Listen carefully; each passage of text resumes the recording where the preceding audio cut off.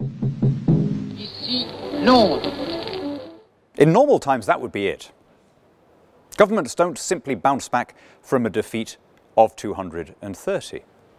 It's worth remembering that when Neville Chamberlain resigned in 1940, he had won the vote with a majority of 80, but that was considered insufficient. But of course, these are not normal times. At some point in the last couple of years, all of the familiar rules were changed.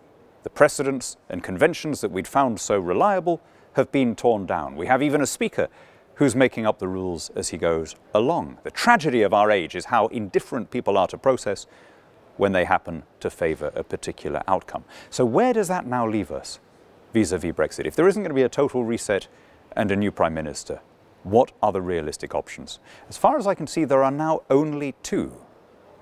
One is that a parliamentary consensus forms behind some kind of EFTA option in the single market, but outside the political institutions.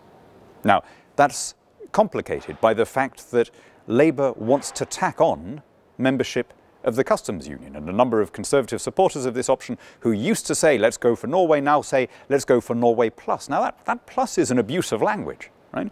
What they mean by that plus is, let's join the European Free Trade Association, but opt out of all of its trade provisions, because we're in a customs union with somebody else.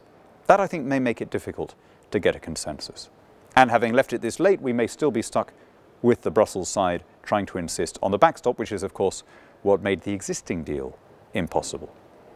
So if a pure EFTA deal can't be reached, where does that leave us?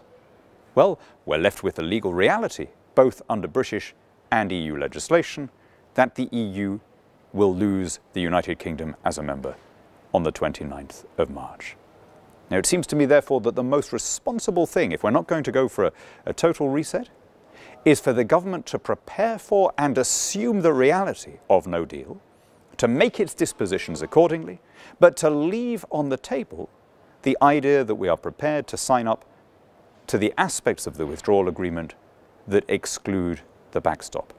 The EU may come back and do that deal, it may not. Either way, Britain is not in a position to deliver any further compromises.